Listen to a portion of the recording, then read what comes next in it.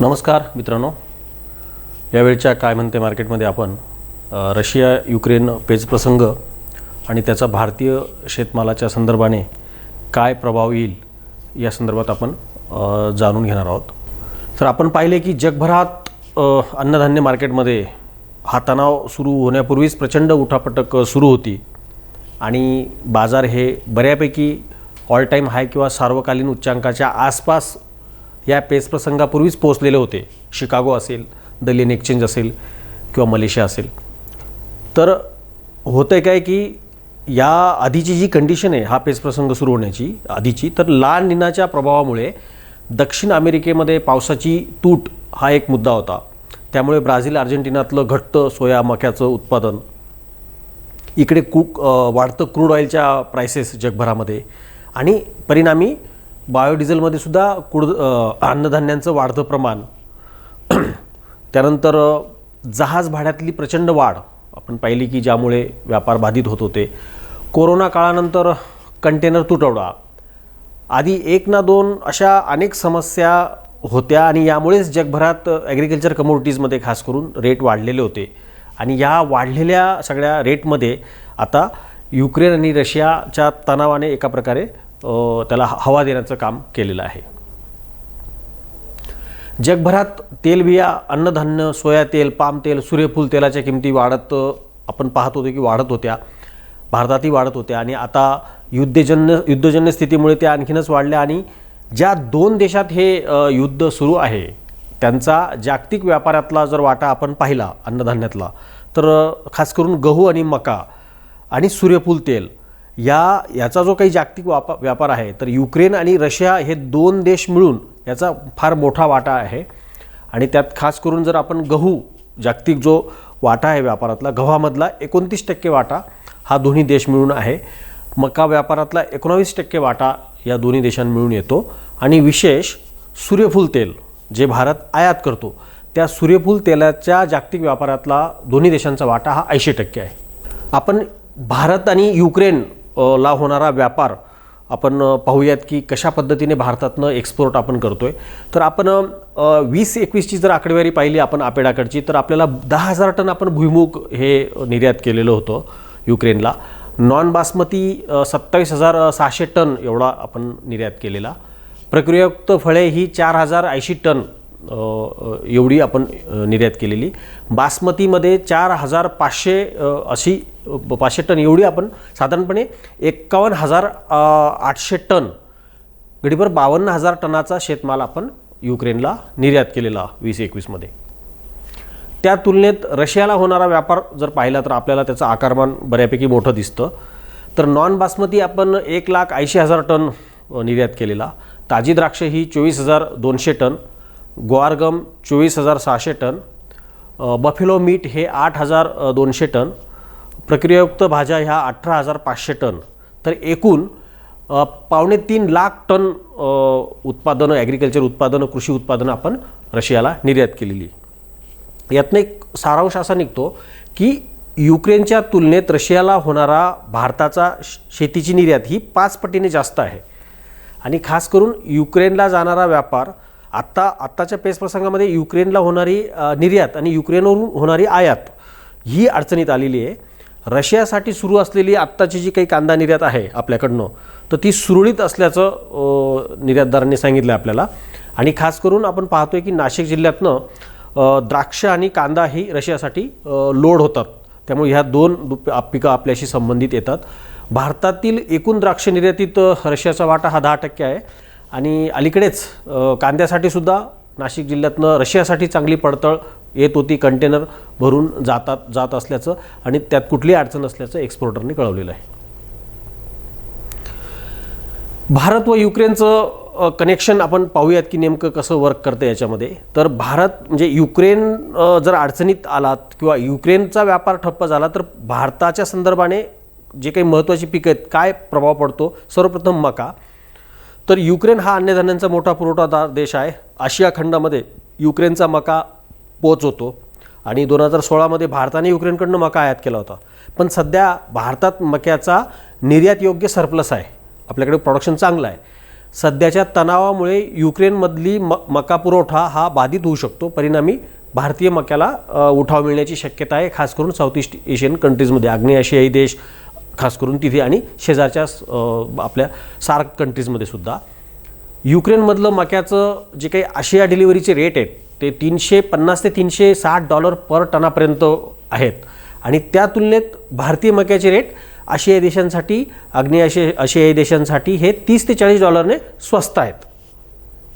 परिणामी भारतीय मक्याला स्वाभाविकपणे सध्याच्या रेटला चांगला उठाव आहे, पडतळ आहे आणि युक्रेनचाही माल समजा मिळत नसला तर स्वाभाविकपणे भारतीय मका हा जास्त आणि मोठ्या संख्येने जाऊ शकेल.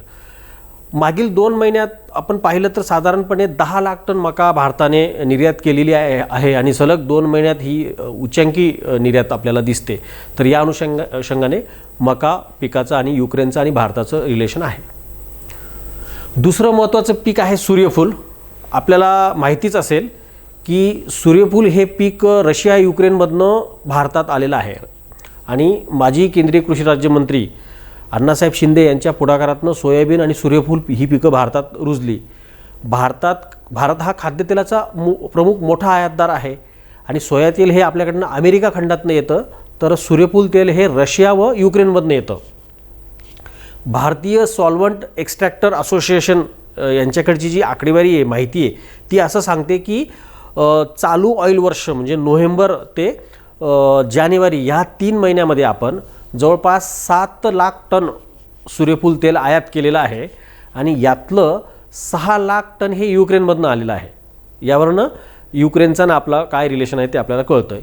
आणि एकूण क्रूड सूर्यफूल तेलाची जी भारतातली आयात आहे, कच्चं सूर्यफूल तेल, तर ते 2021 मधले आकडे आपण पाहिल्यावर पण आपल्या लक्षात येईल की युक्रेनचा किती दबदबा आहे. तर एकूण आयात आपली 2021 मध्ये ही 19 लाख टन होती आणि त्यातनं आपण युक्रेनमधनं 14 लाख टन माल आणला, अर्जेंटिनातनं 2.25 लाख टन आपल्याकडे माल आला, क्रूड सोया तेल आलं आणि रशियातनं 2.25 लाख टन. तर यावरून युक्रेनचं महत्त्व आपल्याला लक्षात येतं. युक्रेनमधली जर आयात अडचणीत आली तर सगळ्याच खाद्यतेलांच्या किमती वाढतील, कारण सूर्यफूल तेल नाही मिळालं म्हणून सोया तेलाकडे लोक वळतात आणि पर्यायाने सोया तेलाच्या मागणीचं रिफ्लेक्शन हे सोयाबीनच्या बाजारभावात सुद्धा होतं. तर अर्थात हा तात्पुरता पेच प्रसंग आहे. हा जर विवाद किंवा पेच प्रसंग चिघळला तर त्याचा काय परिणाम होऊ शकतो ते आपण पाहतोय. त्यामुळे लॉंग टर्म कदाचित वेगळी कंडिशन असू शकते दीर्घकाळामध्ये. या दृष्टीने आणखीन एक रेफरन्स असा आहे की महाराष्ट्रात म्हणजे गेली 2-3 वर्ष आपण बघतोय की आपल्याकडे खाद्यतेलाचा तुटवडा आहे आणि महाराष्ट्राच्या संदर्भाने आता रबीतली जी आकडेवारी आपण पाहिली, साधारणपणे रबीत महाराष्ट्राचं सूर्यफुलाचं क्षेत्र हे 14,400 टन आहे आणि मागच्या म्हणजे चालू पंधरवड्यात फेब्रुवारीच्या पहिल्या पंधरवड्यापर्यंत 9,400 म्हणजे 66%च पेरा फक्त रब्बीमध्ये झालेला आहे. म्हणजे रब्बीमध्ये 44% पेरा हा सर्वसाधारण क्षेत्राच्या तुलनेत कमी झाला किंवा होऊ शकलेला नाही आहे. तर सूर्यफुलाच्या बाबतीत खूप तक्रारी होत्या, बियाणे मिळत नव्हतं आणि एकूणच आपण जर एवढा इम्पोर्ट करतोय तर त्या दृष्टीने एवढी डिमांड आहे त्या उत्पादनाला, तर या दृष्टीने कृषी खात्यात काही नियोजन असं काही दिसत नाही आहे. आणि मागील 2 वर्षापासून देशात खाद्यतेलाचा तुटवडा जाणवत आहे आणि विशेष असं आहे की पुढील 8 वर्षात जर सरकारने देशी तेलबियांना जर आपण प्रोत्साहन दिलं, किमान 4% उत्पादन वाढीचा जर वेग राखला 2030 पर्यंत, म्हणजे साधारणपणे पुढची 8 वर्ष, तर भारत हा खाद्यतेलामध्ये स्वयंपूर्ण होऊ शकेल. पण त्या दृष्टीने महाराष्ट्रात व देशात सूर्यफुलाचं किंवा तेलबियांचं, देशी तेलबियांचं म्हणा किंवा अदर तेलबियांचं म्हणा, त्यांचं क्षेत्रवाढीबाबत शेतकऱ्यांना सहाय्य देऊन उत्पादन वाढवून आयात कमी करण्याच्या दृष्टीने काहीही दिसत नाही आहे. मगाशी जसं मी म्हटलो की तुटवडा तर आहेच, पण मागील 1-1.5 वर्षापासून तर तुटवडा खूपच तीव्रतेला आहे. तर या पार्श्वभूमीवर सुद्धा केंद्र किंवा राज्य सरकारकडनं काहीही अशा ठोस उपाययोजना दिसत नाही तेलबियांच्या उत्पादन वाढीसंदर्भात. कमजोर रुपयामुळे निर्यातीला फायदा हा एक मुद्दा ह्या सर्व आकलनामध्ये आपण लक्षात ठेवायला पाहिजे की युद्धजन्य परिस्थितीमुळे प्रमुख तेलबिया भरड धान्यांच्या किमतींमध्ये आपण असं पाहिले की 10 वर्षांच्या उच्चांकी पातळीवर त्या पोहोचल्यात.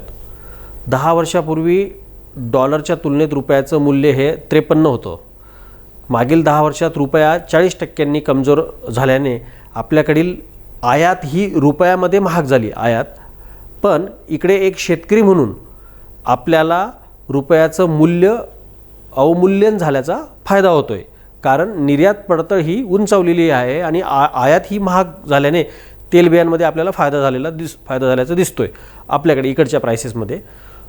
तोटा आपल्याला होतो आहे तो खतं आणि पेट्रोल डिझेलच्या वाढत्या किमतींमध्ये एक शेतकरी म्हणून, कारण घसरत्या रुपयामुळे खतं म्हणजे इंधन आणि खतं हे महाग झालेली आहेत. तर आपल्याकडची निर्यात मात्र पडतळ उंचावलेली आहे आणि जरी जागतिक बाजारात किमती 10 वर्षांच्या उच्चांकावर पोहोचल्या असल्या तरी भारतात मात्र त्याहून अधिक वाढ आपल्याला खास करून अन्नधान्य पिकांमध्ये दिसते. तर ह्या सगळ्याचा सारांश असा आहे की सध्या रशिया युक्रेन जर पेच प्रसंग असाच दीर्घकाळ जर राहिला आणि तो दीर्घकाळ सुरू राहील असं दिसतंय, तर भारताच्या संदर्भाने याचा कोणत्या पिकांवर काय परिणाम होईल, कारण आता युक्रेनचे पोर्ट्स सध्या बंद आहेत, रशियाचे सुरू आहेत, तरीसुद्धा या संदर्भातल्या ज्या काही घडामोडी आहेत आपल्या प्रमुख पिकांसंदर्भातल्या तेलबिया असतील किंवा भरडधान्य असतील किंवा फळं भाजीपाला असेल, त्या संदर्भातल्या जर काही महत्त्वाच्या घडामोडी आपल्याला उपयुक्त ठरतील अशा त्या नक्की आपल्यापर्यंत घेऊन येऊ. धन्यवाद.